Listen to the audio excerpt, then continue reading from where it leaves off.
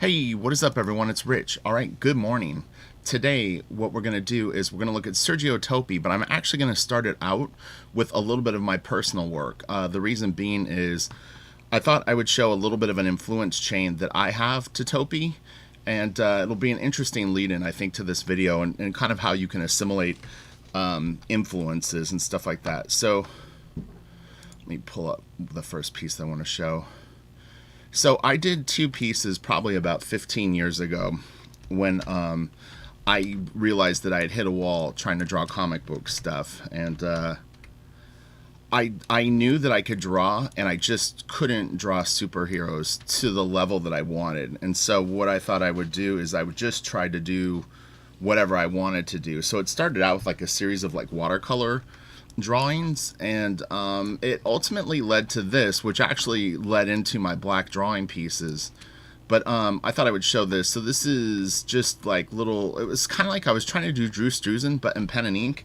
But I mean, you can definitely see the Topi influence, and it's one thing that I found just doing these in general is anything that's ethnically sort of like culturally involved will immediately look like Topi. And then if you do any kind of fancy rendering, I mean, it really pulls it to like Topi off the charts. So anyway, but I mean, you can see the different line work that I used in this piece to create value. Basically, it's no different than cross hatching.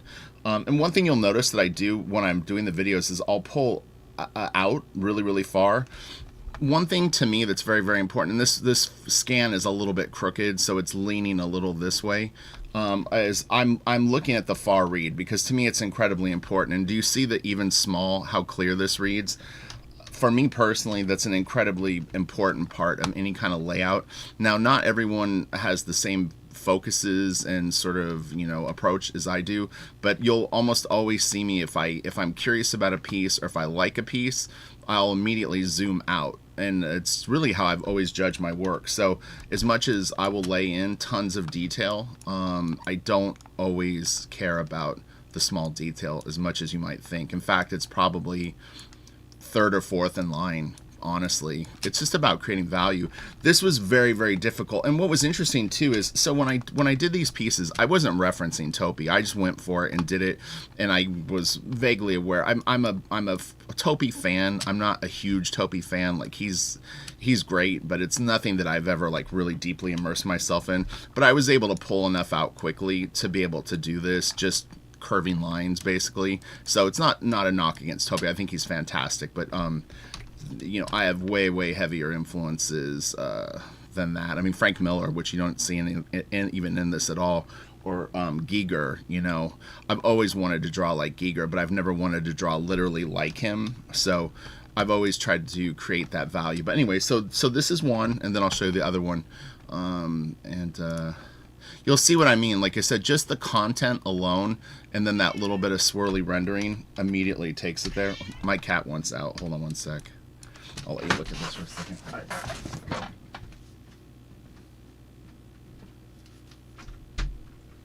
Go on. Out. Go. Sorry, once the OBS is recording, I can't actually pause it. So anyway, but here's another piece that I did. I called this one African. And I love African art. I love African culture. And it's just something that I think their art is so cool looking, and it's so iconic, and it's so symbolic. But anyway, but yeah, and again, really what I pulled from Topi is just this kind of curvy, rendery thing. The content really was my own choice, and Drew Struzan was as big of an influence, if not more, than Topi. But again, because of the subject matter, it really does pull it that way. But and then anyway, so I did these pieces, and then I just kind of let it rest. People liked these. They really liked the samurai piece a lot. This piece did well for a certain demographic. Yeah, just it was like one of those things where I didn't really see I don't know, like how I was going to move forward with it and be able to do any kind of comic work. So then a few years later, I did a series of pieces called The Black Drawings. I'll show you Fate first. So, and this is me taking it much further and kind of, I guess, into my own way. So I'll kind of show you, but this is, I did a series of pieces that were just personal pieces, really. I was trying to get a portfolio together, and I was trying to surprise everyone on DeviantArt. And so this came really out of left field. I don't even remember what I was working on beforehand, but all of a sudden I started posting these single images with really no description and really no background on them, and they just got crazier and crazier. This is the 5th piece. In a period of about 2.5 months, I went from doing stuff that looked very, very similar to Mignola to these hyper, I don't know if I would call it hyper realistic, but super psycho things. As much as this looks like it might be flipped, it really isn't. Most of the stuff is individually drawn. The pencil process would take me about a day to 2 days to lay these out. It would take another probably 2 days to pencil it, 2.5 days. And I was knocking out about 1 a week, and then say 3 days to ink it. But I had the pencils really, really specific, so I knew exactly what I was getting into because the value read was so important to me. But again, if you look, most of these have very, very strong silhouettes, or whatever you want to call it. Let me grab the next one really quick. We'll get to Topi in 1 sec. Don't worry, this will be a long video, but I think this is worthwhile to see, like, how you can incorporate different influences into your own work and not have it look, you know, too derivative. And again, I would say Giger is probably my biggest influence on these pieces, but you know, I'm not going to put pipes everywhere and alien, you know, xenomorph looking things. So anyway, but if you look at the rendering here, it's a little more, you know, I don't know. I think a big influence on me was seeing Travis do X-Men Wildcats. So, you know, that was a huge thing. There's no wash on this, by the way. It looks like wash. That's just cross-hatching that's so thin that it gives the effect of wash. And in fact, there's no white here. All these little speckles are the white of the paper. Just about any white you see on this is the white of the paper. So it's pretty nuts. But yeah, that's just rendering. Rendering created that value. Pretty wild, right? And then the white of the paper all through there, and these are like women sort of in this bubbling broth of thing, and then there's this figure falling through the thing. But again, strong read, even small, and a fun read up close. These pieces do great at Comic-Con. I was really happy to see the reaction that these got. And you know, I've said it before in other videos, if you've never seen it, I wanted to do this in comics. I submitted samples of probably 13 to 15 pieces of this stuff, and nobody was interested. And the first question was always like, can you do sequentials? And I'm like, why would I do sequentials like this? It totally defeats the purpose of the images. Sequential pages with this much detail would look awful. You know, the whole point is you put a little bit of story with these beautiful illustrations, but no one could get it. It was too complicated of a concept, apparently. But it's all right. That's what Blaster Kid's about. I can do whatever I want. So, yeah. This is actually funny. So this is very influenced by, and it wasn't intentional when I did it, but as a kid I went on the Pirates of the Caribbean ride, or Caribbean ride, and I was just blown away. And if you think about it, do you know what I'm talking about? If you've ever been on the ride, doesn't it kind of feel like that? So as I was doing the black drawings, one thing I was doing is I was trying to pull you deeper and deeper into this sort of dark world. And so there was this descending quality to all the images, and this was taking you into the next area, which in theory I could really like this was kind of where it stopped. I did a few pieces after this, but it never continued the story. But there's a whole world out here when you go through here that opens up, and that was the next phase of the black drawings. But the timing just wasn't right, you know, unfortunately. It just wasn't one of those things that it was like, it just wasn't the time to do it. But there will be a time, and I will return to them. But again, it's like you can see a little bit of white paint here. Just it was too nuts to try to have all this, but all this is actually the white of the paper. That's the white of the paper. That's the white of the paper. That's all the white of the paper. That might be white out. This is right here. Just that little, these like that. These, you can see it has almost like a little tiny bit of a bluish hint, but there's very little. And this is all just the white of the paper. It's pretty nuts, right?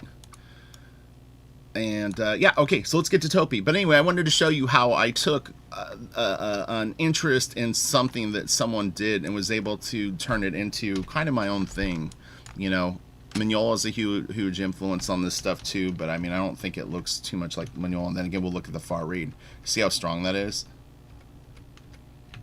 You see this from across the room, you're going to know exactly what piece this is. There's not going to be any doubt in your mind. And in fact, one of the things that I did with these pieces is I never signed them.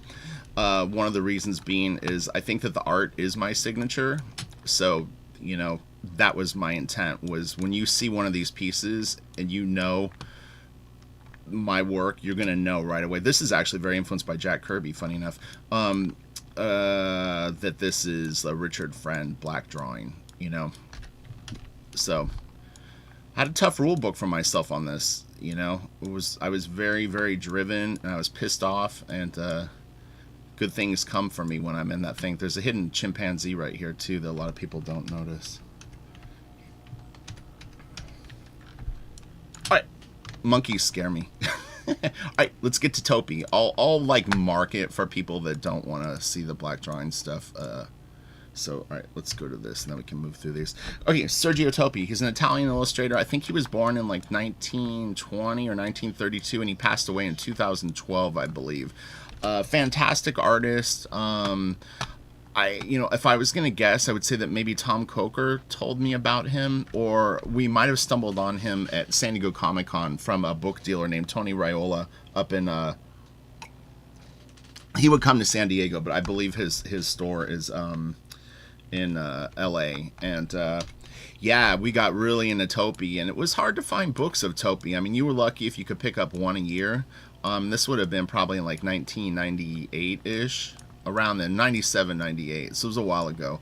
Yeah, you know, they really became coveted like little things. It was just so fun looking, and had like a nice illustrative quality, but then also he could draw really well. That's an important part about Topi, is it's not just this kind of cool detail, but he does actually draw really well. So the stylishness of his lines is only really in general, I mean, sometimes it is just for style, but he is creating value like you would in a painting. So his color pieces are great too. I actually love his color work.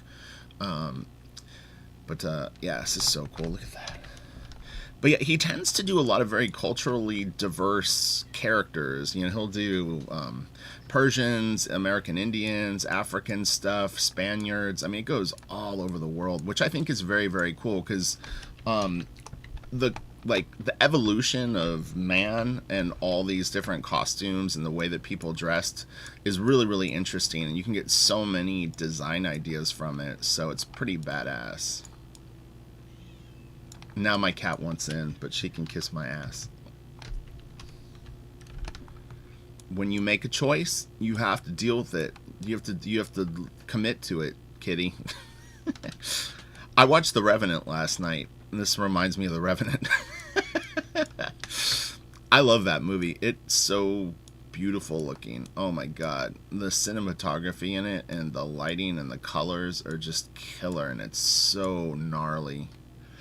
But yeah, it was funny. I was torn between 4 movies.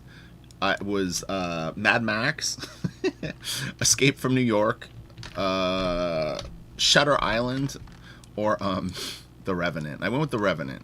I love Shutter Island. It's funny that 2 are DiCaprio, but Shutter Island just to me is just a really, really cool movie, which I'll probably watch tonight. I haven't seen it in a long time, but I started to watch on Netflix something, and it just wasn't vibing me the way that I wanted to be vibed. I can't remember what it was. This is nice. So this is not my hand. This is someone else showed this book, but they were nice big scans, so I grabbed them. This is beautiful rendering right here. This is awesome. This is really cool. Yeah, I mean, it's incredible how visionary some of these artists were, and it's just like, man, Topi like just owned so much ground. It's like Mobius, where it's like these guys show up on the scene for Zeta, and it's like they just go like, "This is mine," and everyone afterwards is just left shaking their head, going like, "What's left for me, buddy? You did all this amazing, creative, cool stuff." God, my cat is gonna drive me fucking crazy. You guys can't see it because I'm using a mic that wouldn't pick it up, but she's just crying outside the door. I don't know what to do. Alright, I'll see if I can let her in, or she'll hang out. This is nice. I'll let you guys peep this for a sec. I'll zoom in. Zoomy zoom. But yeah, it's interesting how he uses circles and straight lines, and then the bold and thin, and then he'll swirl his rendering.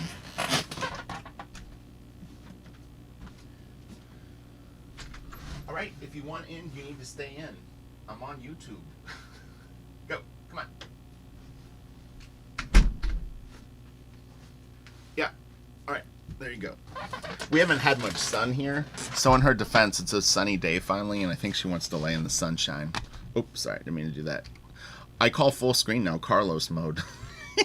And Carlos, thanks for signing up for Patreon. I'll plug Patreon really quick. If you guys haven't checked out my Patreon, I'm serious. Please, please support my YouTube channel by going to Patreon. I've had over 250 patrons. There's a reason why. It's awesome. I'm sitting at about 175 right now, but I'm telling you, my Patreon rules. There's so much good shit there. Penciling tutorials, inking tutorials, more book reviews. It's honestly... I tell people this, you would never be able to get through everything I have uploaded there. It would take so much effort to go through it. So go check it out, and it honestly supports me on YouTube. This is great. Great pose. I love the anatomy here. His hand, the pants look great. The shoe is awesome. I was thinking about doing, I think it's Dino Battaglia tonight as the other video. It might be too weird to do 2 graphic novels in one day, but I might try to do Pitt this afternoon. One of the people that's been commenting has been dying for me to do Pitt. So this is neat. This isn't, I guess it is inked. When I saw it originally, I thought this was in pencil, but now looking at it bigger, it isn't. But it's cool. This is nice. Oh, damn it. Wait, hold on. There you go. Some of these are decent scans where you can actually see his pencil under drying, which is kind of interesting. This is really cool. I like this guy like hidden in here, right here. Yeah, hopefully that intro wasn't boring for people, but it occurred to me when I was thinking about showing this stuff. I was like, you know, you don't show your work that much on YouTube. I don't ram it down people's throat, honestly. And honestly, you'd be surprised how many people don't even know that I pencil. They just think of me as the inker of New Superman. No, I'm just kidding. But yeah, I just don't draw comics. So... it's just one of those things. I've always kind of approached art probably more as illustration, but I want to draw comics. It's just like it's a slightly different language that I needed to fully understand. So I spent a lot of time and hard work understanding comics at a level that I wanted to understand them. It's everyone's different, so you have to understand what makes you tick. So it's like someone else's rule book of why I should be drawing comics already isn't going to completely apply to my own opinion on it. This is great. Man, these faces are so badass. That's really, really cool. That's cool. This is great, too. I'd like to see... it would have been cool to see Topi draw Blaster Kid. I think he would have made it look really cool.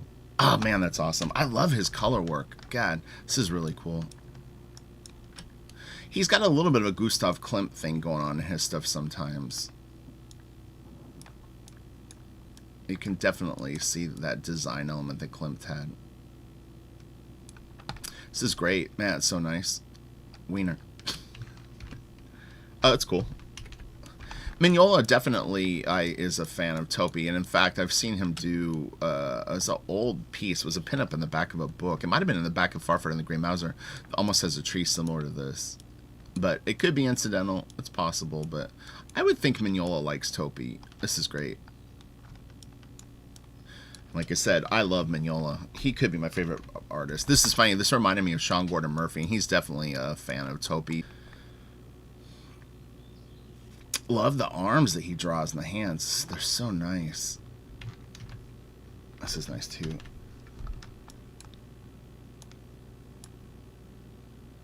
Man, those hands are so cool. But this reminds me of Klimt when he does these very elongated fingers and stuff like that. But, you know, I mean, he's really playing with proportions and stuff like that. So it could just be coincidence.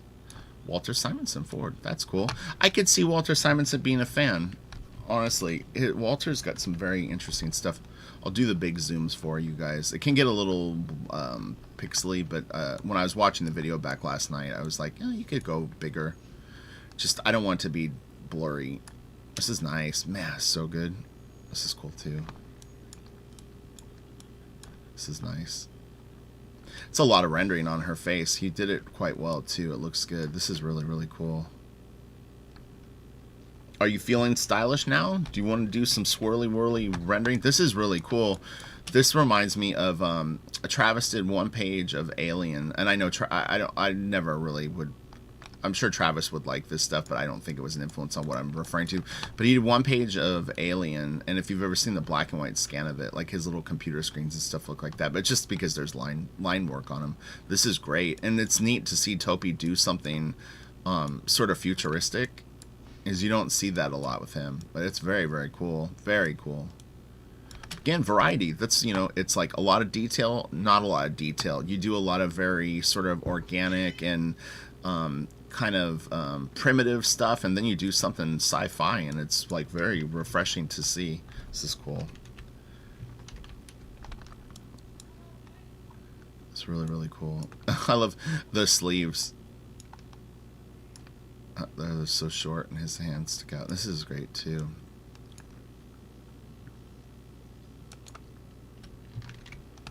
Oh man, that's nice. Damn. I see Topi and Dan Panosian too. Not a lot. A little bit. Dan's got a lot of influences though. He's really, really good. There's tons of great artists. Man, makes it so fun.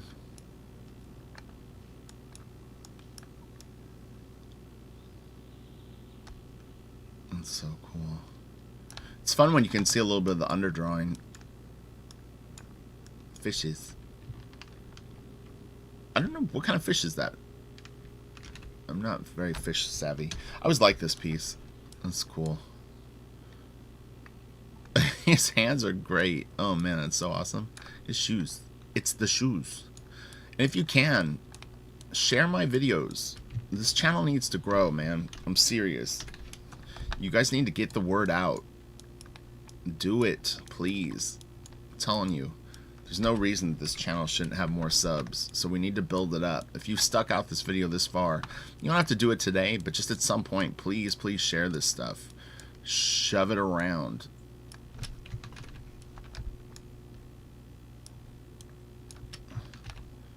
Blaster Kid is depending on it.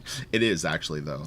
I've got very, very specific goals of what we need to hit for a lot of different stuff, and this channel needs to be bigger and stronger. But I know anyone that's sticking out a video this far is already in, so I appreciate you. But yeah, if you could help me along, it would really, really help. It's competitive out there, man. You know it. This is great. And as soon as this whole fucking coronavirus thing blows over, we'll get down to business. But let's just do these double videos. I'm working each day too. Luckily, I'm actually being sent stuff digitally, which was already the plan. So nothing has really changed, but you know, I'm working each day, so I've actually been doing a page almost every day on top of these two videos and all the fucking crazy shit going on in the world. So nothing has changed for me. I'm like, my days are basically normal, except there's just the threat of that disease out there, virus. This is Ponchim. And thanks for all the comments on the Rob Liefeld video. I thought everybody was really, it was insightful. And look, you know, like I said, I'm not a huge Liefeld art fan. I don't have anything against the guy personally, but it's never been my thing. And there was a lot of really, really weird drawings in those books.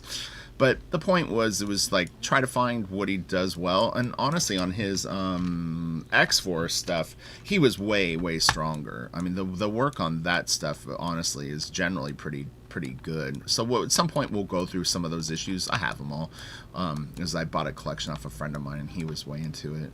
So it's just, I don't really look at them because it's never been my thing. But I mean, I think I have 2 or 3 copies of the first appearance of Deadpool. So, like I said, my collection's pretty stacked, but I was getting ready to sell a lot of that stuff. I need to get some of it CGC'd, though. It's a pain in the ass. I don't have the money for it, really. Kitty, you're being too much today. Oh, that's cool. I should send that to a friend of mine. He's he always has Dobermans. It's his dog of choice. This is great. Again, it's very, very interesting to see him do anything with like buildings or more contemporary. Man, he could have done such a kick-ass Batman story. Oh man, made me think of the Joker. But whoo, I guess that's Sean Gordon Murphy now, right? Sean's stuff isn't as distorted as Topi though. He's got a little bit of that, but not as much. Hi, I see you. You're getting some sunshine, huh? It feels good. This is cool. So yeah, this will be a nice long video. Oh, that's really cool. I love that little figure right there. Long, long ago, in a country so far away. Ooh, this is nice. Is that the chef? What is that guy wearing on his head? Looks like a chef hat. This is really cool. It's a great down shot. Both of these. This I like a lot. Dun dun dun dun dun dun dun. That's very, very stylish. He's like, what? Yeah, give something like this a shot and see what you can get out of it. What can you get out of it? People like this kind of stuff. If you put a lot of rendering on things, it's immediately gonna impress people. So that's your pro tip for the day. Detail equals awe factor. They think that's funny. Rich, you're funny. Fancy hair, too. They love that shit. They love it. They're like, damn, dude, you're a savage. I'm like, that's right, bro. Alright. That's cool. This is such a great piece. I would love to own this. And again, you can see the pencil underneath it, which is really nice. Man, he's like, the cartooning on that is so awesome. They look very happy. That's cool. It's like a Rob Liefeld drawing. It's got the big legs and then the little torso. No, I'm just kidding. This is cool. I like how he breaks the panel. There's a guy that I follow that's a concept artist that does these beautiful, beautiful... They're not generally character-driven pieces. I think he's in Iran, honestly. He's somewhere over there. Man, he does these really, really cool like landscapes with like little sort of moments. I don't know the name of his page. I would share it, but he's really good. I like his stuff a lot. But he's on like ArtStation and Instagram. But yeah, it's got a little bit of this vibe, but it's less people centric. This is really cool.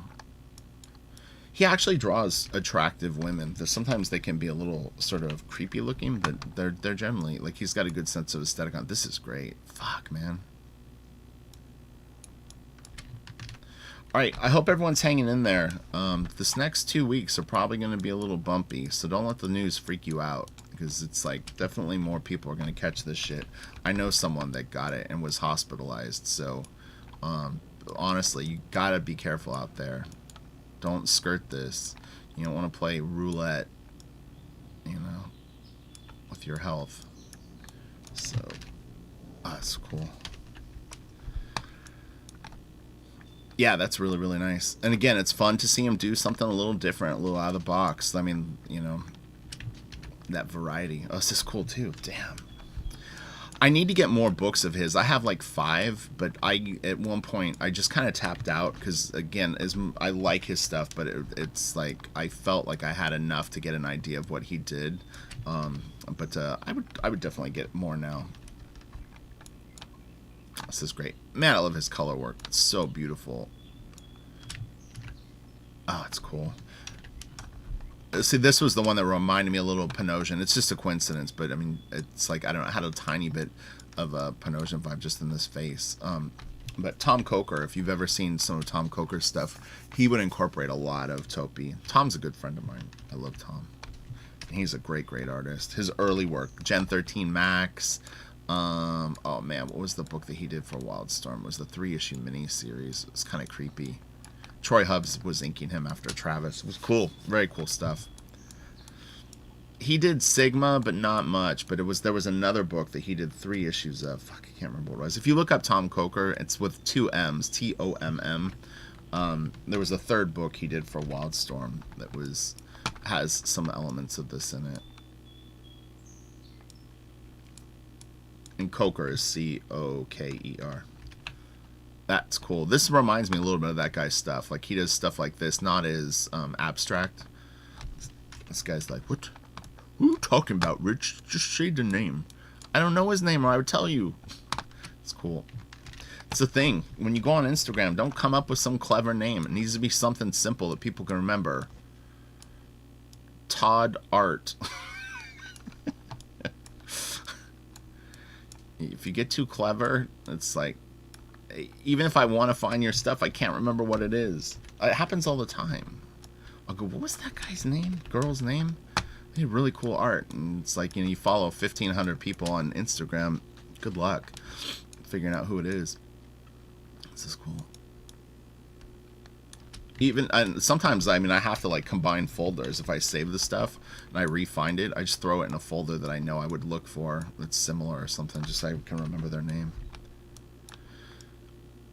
At some point, I'm going to do a video of a missing artist, and I want people to help me solve the mystery of where this person went, or if they just started working under a different name. It'll be fun. And someone out there will either know the stuff. I need to find my old folders that are probably on either zip disks or like backup CDs. But I found a guy online years ago, and he did a little bit of comic work. His name was Locke, Locke, and he kind of drew like Shiro. It was like really, really detailed manga stuff, but he was definitely an American, and he was really, really good. He did a book called Echo for Dreamwave, and what was the book that he did that I just bought them. I don't know where they are. I think this is the last piece. But yeah, Locke. But I don't know what happened to the guy. He vanished in probably like 1997 or maybe 2001. I've never ever seen anything from him again, and I've always wondered where he went. This dude had a ton of talent and a ton of potential, and he was an interesting character, but I don't know what happened. And it's not Vince Locke.